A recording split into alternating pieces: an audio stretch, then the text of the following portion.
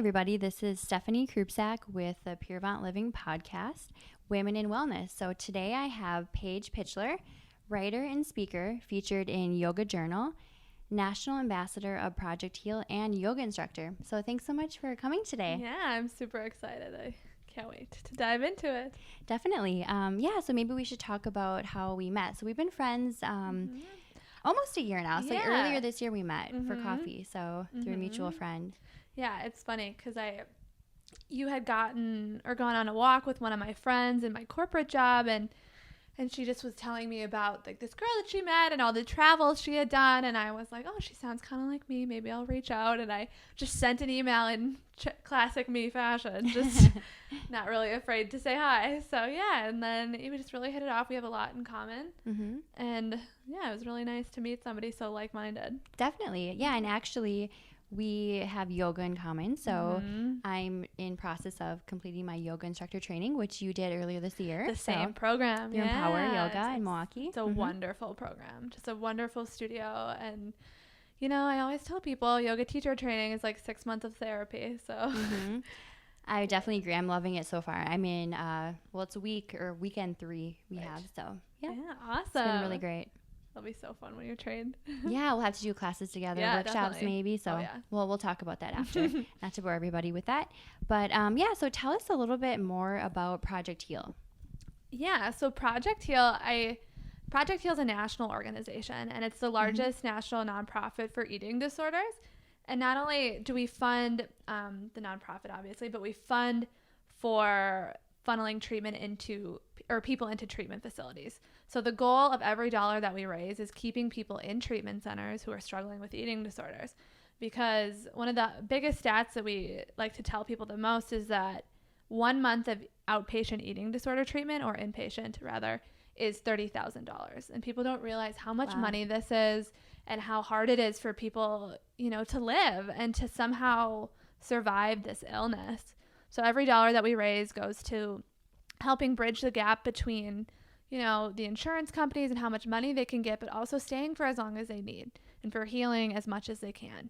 So we do that. And we also have communities of healing, which is we offer like mentorship for people who are still in their recovery process from any kind of eating disorder. And this goes for all genders, races, like it just transcends everything. And there's so many people who need help. So the amount of money that we raise really makes a difference in the people who die from this disease, because it is the number one mortality rate amongst mental illness. So it's just a really cool thing to be a part of. And Project Heal Milwaukee, I had reached out to the national headquarters, which is in New York, and I just asked if they wanted me to come to an event, if there was something in Milwaukee that I could, attend. And they asked me to start the chapter and kind of start something here. So, and I jumped at the chance. It's always something I've wanted to do after my own struggle with an eating disorder. And being able to give back has been one of like the most rewarding things I've ever done. So on the ground in Milwaukee, we fundraise. We try to make a community for people who are struggling. Especially because there's just not that much in way of resources around here. And we're trying to make that community and make sure that people, know that we exist and we're here to help, and that, if you need treatment, we can make that happen, hopefully. So again, it's just about offering people different options and helping them know that they're not alone. That's really great. And I know that your personal experience is kind of how you got involved with this organization, and it's great to see you're taking your experiences and bringing it to Milwaukee. Yeah. Definitely. And like I said, it's such an honor to help because I get it. And I know how hard it can be, especially when you feel so alone. So the fact that we have a presence here and that we can reach more people and help more people with this funding and with the communities of healing, it just means the world to me that I'm able to help in any way that I can. That's really great. Yeah, and you'll have to share information after, too, of how others can get involved and learn more about Project Heal. Do you have any upcoming events with Project Heal right now? Yeah, we have a few, actually. I'm planning a panel event for January. We'll probably have it downtown somewhere. Okay. And we're just going to talk about eating disorders, general awareness, and how you can help and what they are sometimes, which is kind of just a way of moving forward with unprocessed trauma. So sometimes, unprocessed trauma, old patterns, there's just so many reasons that eating disorders can manifest in your life. So that's probably what we'll be talking about. I have a panel of awesome people that we'll be speaking to. Also, we have a yoga Nidra class coming up at Empower in November. Okay. So we'll do that and just have a nice time just really relaxing and taking pressure off of our mental state, which a lot of people, need help with. And we'll be fundraising at those so we can help more people get the treatment that they need. That's really great. Yeah, that's some upcoming events here in Milwaukee that everybody should definitely check out.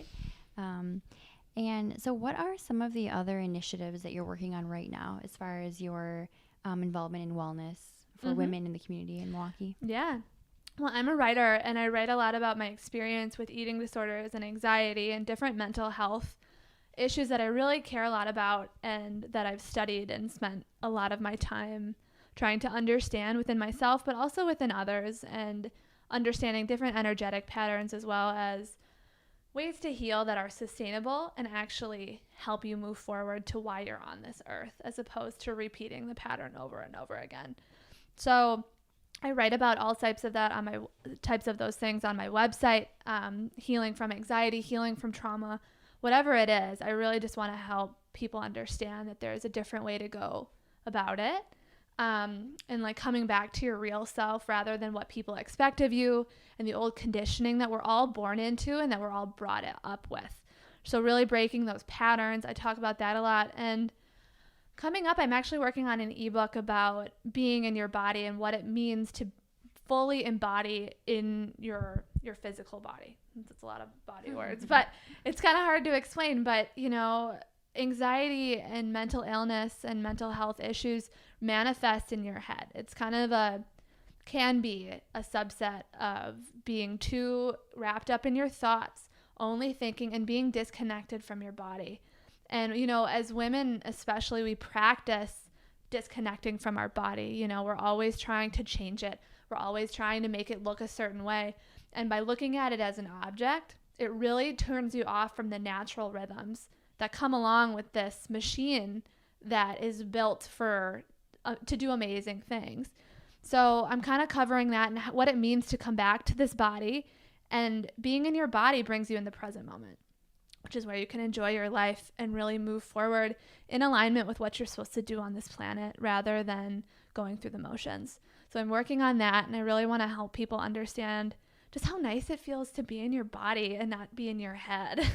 And so I'm working on that on an ebook, and I'm also helping with just more trauma and different things within adolescents and teenagers. I'm working right now on a workshop about coaching and parenting in sports, which was kind of a really traumatic experience for me.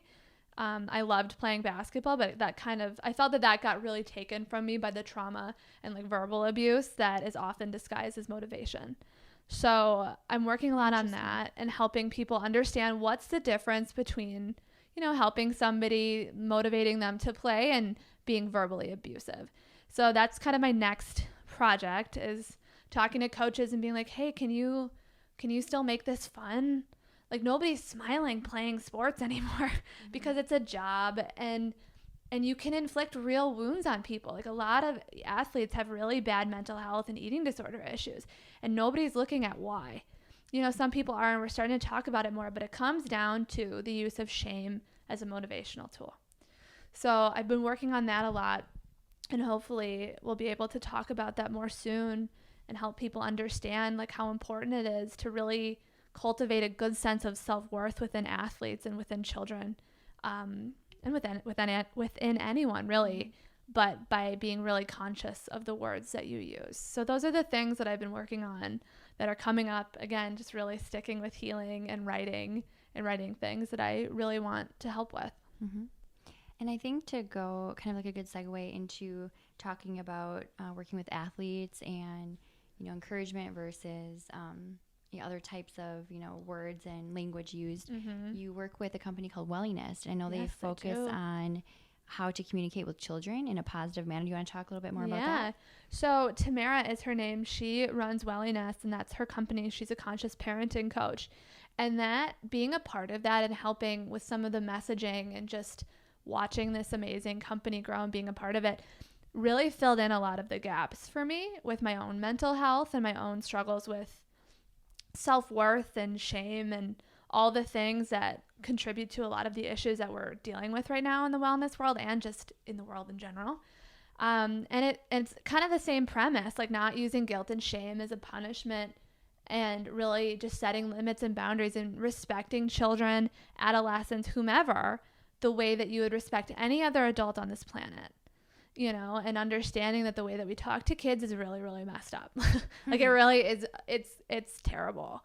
Like you wouldn't speak to another adult that way. Like why would you talk to a child as if they're less than and talk down to them and shame them? It's the idea is that is the reason for a lot of the issues that we're dealing with today. It's like a really, really big lack of self-worth across the board, which really can contribute to these types of different mental health issues that do, and we see it all the time, and we're only seeing it get worse. So that's kind of the idea, and I really saw it in the sports world particularly, you know, not only with parenting and people being around, but in the sports world, it's like someone is screaming at you, talking about your body weight, telling you you need to lose weight, and they're like, oh, you can just, you know, they'll separate it between sports and real life. It's like kids can't do that, you know, not even kids, but adolescents, teens, even young adults, even, I mean, anybody. You can't differentiate between, oh, you're just like, you need to lose weight for basketball, you need to lose weight in general. That's the same thing to a kid. So, you know, things like that. And it's just really opened my eyes to just the language that we use and how shame it's everywhere. It's in so much, and it really can negatively impact your self-worth, which can, you know, eventually lead to issues that we've been talking about. And then kids being so impressionable at a young age, and if they're used to that type of, you know, framework of how they should communicate. I know last time we met for coffee, you gave me an example about how, like, if a parent would tell a child to, oh, say thank you now, or things like that. Do you want to talk a little bit more about that as an example for listeners? Yeah. Well, Tamara talks a lot about how, you know, you need to explain. You can't just be like, because I said so. Like if I was sitting here, you know what I mean? If you just said that to another person, like, oh, why, like do this, and they ask why, and you said, because I said so, you'd be like, are you kidding? You know? And just like being really aware of that those kinds of things, and treating them as the person that they are, rather than seeing them as like apprentices, you know, apprentice humans, as Wayne Dyer says. It's like, they're not, you know, you have to go out of your way to explain to them and be there for them as somebody who, you know, is developing. And as far as the manners thing goes, like with Welly Nest, she talks a lot about how instead of forcing them to be like, okay, say thank you, like it's time, and like pushing them around, you know, can you show them that? Can you show them manners and trust that they'll come into it in their own time? And then they'll actually say thank you and do these things when they want to, rather than doing them because they're expected. And then you kind of take the experience of real gratitude away from them as well. When you force them to say thank you is a lot what Tamara talks about. So it's just, you know, things like that. And I'm really interested in where that intersects as you get older and in different realms, like fitness, sports, whatever, like school, and how that manifests in those arenas as well. And also how you can take it with you into your adult life, and how it can really impact your professional life, your personal life, and people aren't talking about it. So I think it's really important to kind of go back to where it started and how it's been changing throughout the years. Are there any studies that you know of right now you could refer listeners to see, or is it still pretty new? For conscious parenting, I'm not entirely sure. I'm sure that they exist, but from my own research with coaching, there's so many, with how many athletes develop eating disorders, like, because at that age, like, a child's sphere of influence is so small. You know, it's sports, it's school, and it's home life. And, you know, if you tell a child that, or if you kind of underpin the idea that their performance is directly linked to their worth and they don't play well, you know, you severely hamper a part of their life that they consider to be kind of the foundation of their worth. Instead of telling them that they are worthy no matter what, you know, you do your best, and, you know, we'll be here for you either way. Like, we love you no matter what. And obviously parents do, but that messaging is getting lost between how we want them to perform. And when you tell a child that their performance is linked to how lovable or worthy they are, that's going to manifest when, you know, you're working till 3 a.m. when you're 30 years old. you're always doing as a way to prove your worth. And that is a really, really dark, dangerous cycle that I was in myself for a long time, until I was like, hey, wait, I don't really want to live like this. So there's a lot of studies that kind of chronicle that idea, and that, when kids get injured, at that age, and they can't play this sport for a month or two, they develop anxiety, anorexia, bulimia, because they're so restless because they lost a huge part of this identity that they were told is who they are. So it's very interesting. There's so many studies that talk about the influx of those mental health issues amongst athletes, because, we've taken a lot of the fun out of it. Mm-hmm. Well, thank you for that. Definitely. So back to your personal experience and your background, is there a specific event or experience from your journey that kind of led you to where you are today that you'd like to share? Oh, man. So many. There's like 102 moments. So again, I struggled with an eating disorder in high school, and there's so many layers behind that, but one of the big ones was that it just was an outlet for the anxiety and self-worth, or lack of self-worth, that I was experiencing. And I had nowhere to go with it. I didn't understand. I had to unpack some of the old traumas and verbal abuses from sports. And I didn't understand why I felt this way, why I always felt out of place. I always felt different. And like, even when I was having fun, like, I didn't feel happy. And I just was like, okay, maybe this is just what life is.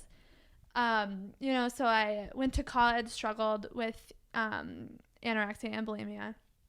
And it just was awful. I kept attracting really bad partners, really not great friends, because they were treating me the way that I felt about myself, which wasn't great, and I would go out of my way to be nice to all these people, but when you don't respect yourself, like, how can you find people who do the same?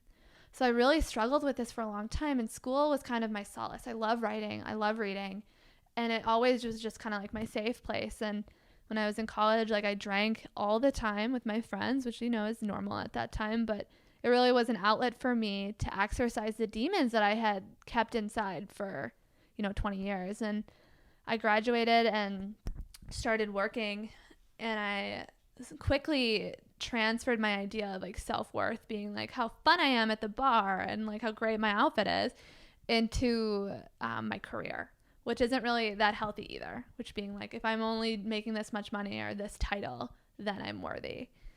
So coming around to that, I moved to DC, and I created this great life. I grinded. I worked so hard. I was like, yes, like, I'm finally going to do it. I'm going to show them. And I worked on the Hill, and then I got this great job at a big law firm on the Hill as well. And I thought it just was all external. I was happy, but it just was because I had hit a box. Like, I checked a box off. And I wasn't listening to my body. I was working out, and it was less, and I was eating well. I was over the disorder at this point. This was when I was 23. So, and I was eating well. I thought I was just really healthy. I was lifting, and I felt good. And then one day I ended up in the ER at 2 a.m. in downtown DC by myself. I couldn't breathe because my lymph nodes were so swollen in my neck. And I was like, what is going on? And they tested me, and this girl, once they took my blood and ran my vitals and everything, one of the nurses came up to me with a face mask and said, put this on, you have mono. And I was by myself, alone in the middle of the night. And I was like, what do you mean?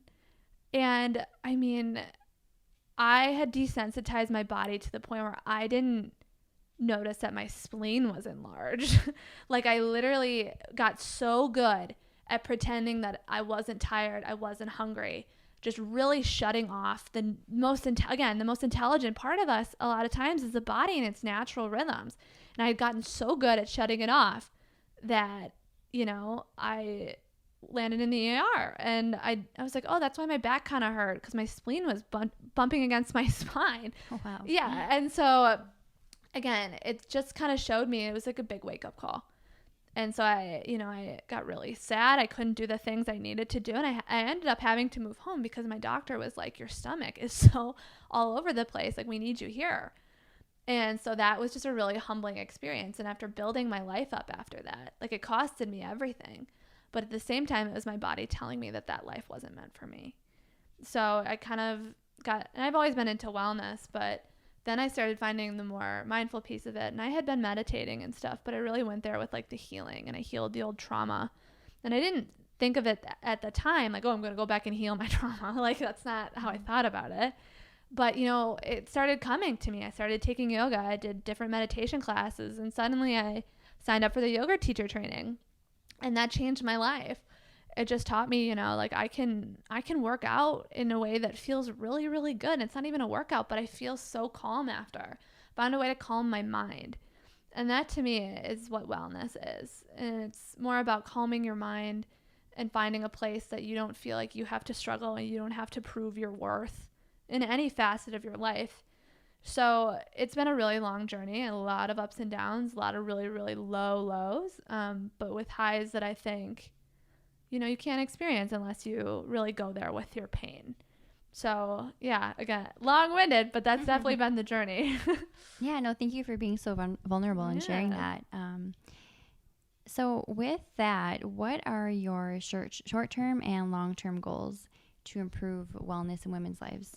I just want more people to understand that it's not about the things that we think it's about. Like, it's not about the external. It's not about what people think of you. It's about how you can genuinely show up in your life in a way that is so authentic and feels so good to just exist, you know? So my long-term goal, I really want to write more about this and speak to people and see where they're struggling and help them undo the patterns that got them to where they are, which, you know, doesn't have to be that bad, doesn't have to be really like intense, but I think a lot of people are just kind of going through the motions. And I'm a big believer in energy and different vibrations that we hold. And, you know, let's say you have a wound from years ago and you haven't really healed it. You just kind of let time pass. That's not really healing. There's a difference between letting time pass and healing. And healing is going there, you know, going there, like, okay, like, why, how did this come to me? And understanding that every experience that we have is attracted to us as a way to heal old stuff within us. So, you know, if you have a traumatic event from childhood, or you dealt with verbal abuse and you attract partners that speak to you in ways that aren't acceptable, and you continue to let it happen, and we think that these things are random and we're like, oh, well, what do you do? But the reality is, like, okay, it's bringing it here for you to heal. Like, it's bringing it up for you to be like, okay, like, how can I go back and heal the child, the adolescent, the 20-year-old, the 22-year-old, whatever, that this happened to? Can I go talk to them, like, and help them and start understanding that my worth isn't external? So that's really what I want to be able to convey in my writing and my speaking and everything. So my short-term goals are just, again, to keep talking about that stuff and keep spreading that message that just so much more. You're so much more than the things you do and what you look like. You are so much more. And you are here to create originally from your soul rather than what people expect of you. Yeah, and then my long-term, again, is to have more projects in long-form writing and to, you know, get my ebook out and help people come back to their body and really create from that authentic space. And I know you were recently published in Yoga Journal, which is amazing. Do you want to talk a little bit more about that article? And then do you have future plans to write more for them or other publications? So Yoga Journal, that was really a lot. It was kind of a condensed version of my story from DC and how yoga helped me understand that my worth isn't external.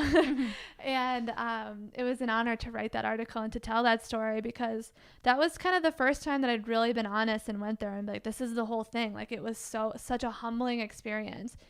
And yeah, I love to write more for them. And I think I write for a few other publications, and at the moment I really just want to have my own stuff that people can find. I write on Medium all the time, so you can find me on Medium as well, as my website. And probably doing more social media within myself, or within my own account, and helping people realize the message in different ways. What does wellness mean to you? Wellness just means having your body, your mind, your energetic, your emotional bodies all in the same place. You know, so you're not just leading with your head. You're not just beating your body. You know, it's really listening, being able to listen and take inventory of what you're doing in your life. And if that feels right to you and authentic to you, and not to the version of yourself that you think is supposed to be okay with it. So that's kind of what it means. And mind, body, soul being in the same good place. Kind of in the same rhythm. I like that. So what is one wellness ritual that you do daily or weekly that you'd encourage listeners to incorporate into their lives too? You could share with us as a takeaway. Meditate. Easier said than done. I struggle. I used to. Oh my God. Meditation changed my life because that was one of the biggest tools. You think about it. Our minds never rest all day long. There's stimuli, there's this, there's that. Even when you're sleeping, you're dreaming, you're clenching, you're thinking about the day, you're processing what's going on. Your subconscious is on overdrive. There is not one point in our day where the mind can just exist and carve out space. And I didn't understand that. I was like, why am I so anxious and sad? Like, why? Because I wasn't giving my mind a break. And every morning I wake up and I do Kundalini as well, which is just like an energetic, it moves energy. So it's a combination of like meditating, mantra, and movement. And it cuts like energetic ties within the body. So I'll do that, maybe some breath of fire. And then I just sit, cross-legged, palms face down on my knees for 10 minutes, flip them up for the other 10 minutes to receive energy.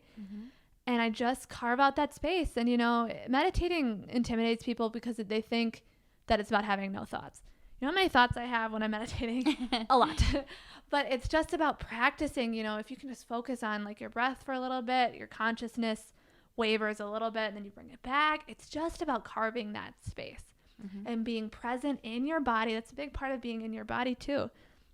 That, again, we're just disconnecting from the most fundamental, basic part that we need to be connected to in order to live out our purpose and to feel really fulfilled within our daily lives.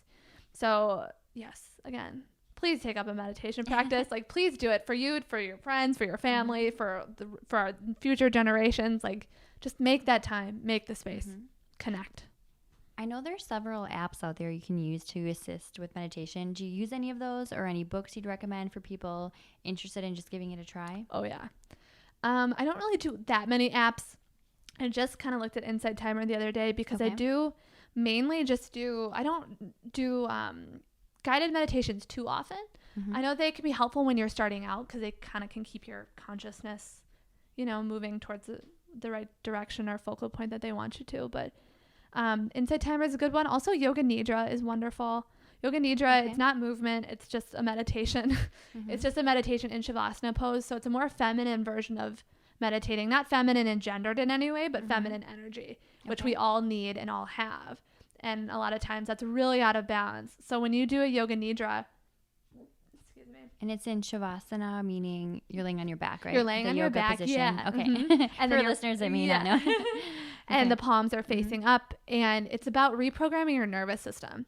Because when you have trauma, you have old patterns, and all of us have old patterns. Your nervous system stores them, and that's what drives you today. So, and a lot of us are walking around with really, really weak nervous systems from phone use and driving a car all day and being stressed. Your nerves are fried constantly, dumping coffee on it, caffeine, which sucks, but our nervous systems are fried is the bottom line. And that holds our ability to connect and to relax. So when you do a Yoga Nidra, you can relax and receive energy and reprogram your neural pathways from stress back to, being in the parasympathetic nervous system where you can relax, digest, and just be more fluid. As far as books, The Universe Has Your Back by Gabby Bernstein changed my life.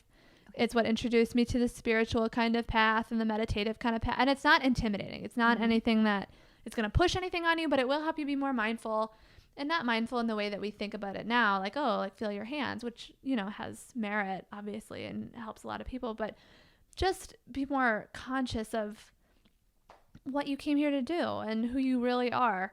And I would recommend that book to anybody who's starting off on a spiritual journey or a meditation journey. She has a lot of really good resources in the book too. They're like guided meditations. There's only one that's like 4 minutes and you just kind of surrender. It's a really good one. Also, Light is the New Black by Rebecca Campbell is a really good one. And one of the best meditation books I've ever read that also changed my life was Wherever You Go, There You Are by John Kabat-Zinn. And he created that one. Yeah, it's a very famous one for a reason. And the mindful-based stress relief is his practice, and I'm taking a course on that right now.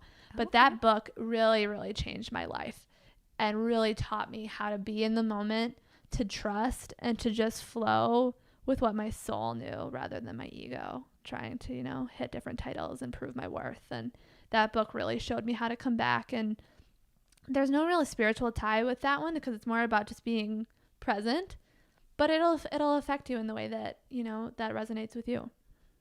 Perfect. Well, thank you. A lot of recommendations there. Always. I want to get them all.